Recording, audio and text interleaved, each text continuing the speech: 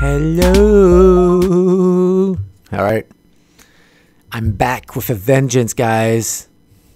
What? GXC tradable on Amex, and that is the SPDR S&P China ETF. We're going to do some Stan Weinstein stage analysis and also my monthly candle chart trading framework, which I apply at the start to define the higher trend. So if ever, let's say you're trading the weekly, then you'd want to have the higher trend in your favor, not to go against the current, to make sure that pullbacks are just small pullbacks and they're not reversals, corrections, severe corrections. And that's one of the Stan Weinstein's tenets, make sure in harmony with the higher trend. So if no further ado, here's the monthly defined resistance. Where's my support? I could have been here, guys. This could have been the first breakdown here. Stop pattern.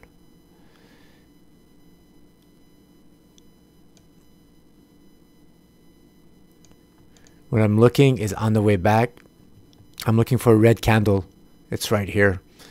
And if I get that red candle, that means the price action started on top, closed the bottom, and it decided not to close lower. So since it's a monthly candle or any time frame, I'm saying, okay, that's some tested support. Wherever a red candle stops, that's and there's a green candle after, that's a support area right here, guys. Here would be some resistance. See where it stops. Next time it goes through, then you know you have higher chances of a breakout. And does that mean, what does that mean?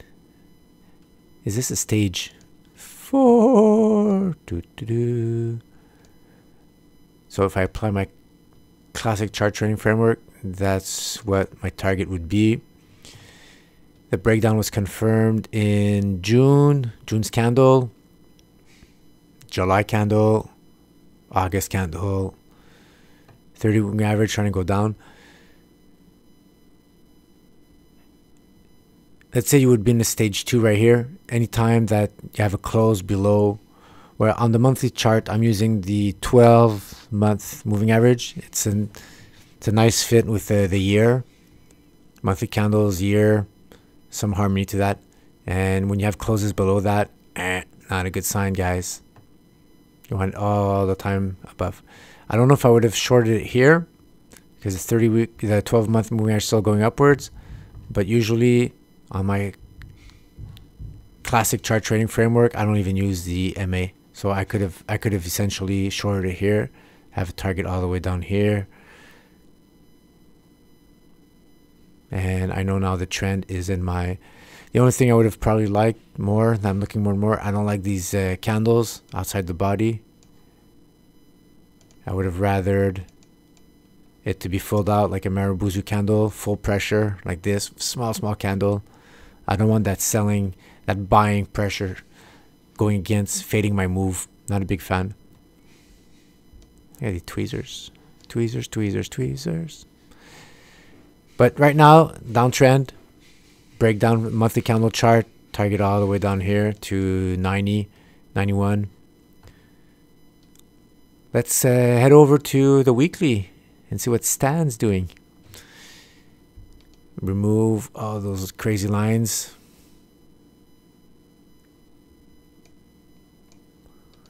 Right click, remove all drawing tools. Look at this. I was outperforming the SPX, man. Mansfield, Stan's Mansfield indicator, relative strength. You need to be above the zero line. And it was the way. And look, when it started going out, either it starts getting gray, guys, when one of the 3 conditions is not valid anymore. If it's below 30-week moving average, if the 30-week moving average is declining, and you're below the Mansfield relative strength of 0, then it turns gray. And it turns red when all those 3 conditions are in your favor. So now you're below 0 on the Mansfield relative strength, declining MA, and close below MA. So that's a good indication where you want to go. You want to see where it started getting red, that red zone. Did you have a horizontal breakdown line? Check. Right here. And stand like was ultra negative to have some crescendo red candle volumes. A little bit. One candle going up. That was extra bearish when you had that on those candles. You didn't need the twice the average volume of the previous 4 weeks as you need as confirmation on the stage 2 breakouts. But that was a good sign. And what happened here, we like to have that additional confirmation, that Ichimoku cloud. That's one of Stan's also tenets, is make sure you don't, there's no close overhead support or under resistance in this case, and we're using the Ichimoku cloud defined support resistance. All that cloud, green cloud, when the price action above, you're an uptrend, and then see it's slowing the price action down. But look at that. That's why this chart came to my attention. I'm doing the podcast. It closed below the Ichimoku cloud on increasing volume. And that is why this, if you would just flip the chart, man, you could say, hey, this is a stage 2, guys. Flip it. I don't know if there's an option. Flip. But if there was, I'm so curious.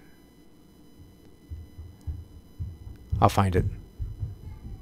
If you could flip it, then you'd see that this would be a stage 2 right here. Horizontal breakout line, breakdown line, declining MA, price below the MA, below the Ichimoku cloud. So this is like it's time to short it, guys. Friday closed. This is a definite short right here. What happened to the? Just want to go back on the monthly. What did I need? It's already breaking down here with the target. So everything's in line. You have harmony, the monthly close, a month back. Underperforming the SPX increasingly. That's what you want to be, man. You want weakness. Never buy a stock when the Mansfield indicator is declining, but you want to short it when it's declining, and you don't want to short when the Mansfield is going upwards. Even if it's negative territory, you don't want to do that. So check the volume going up, increasing volume breakdown, check. So this China ETF looks like you have a big top, guys. Big top. Big top.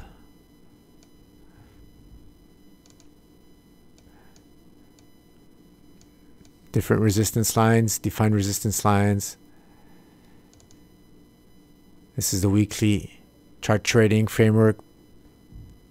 Defined breakdown line, top to bottom.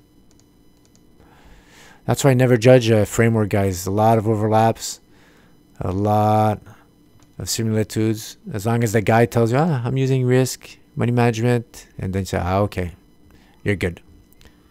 And that target would be 86. Weekly candle charts, defined measured moves are usually, this one is closer. I was going to say they're usually further away because you're not using the noise. But now I'm using, hold on. Okay, it's more up. Right here. Here's my breakdown line. All the way here. Trying to go back on the monthly. Yeah, the monthly candle chart was a little higher.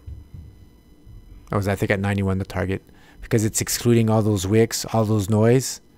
It's not included in its measure move because you draw the patterns on opens and closes, not on the wicks.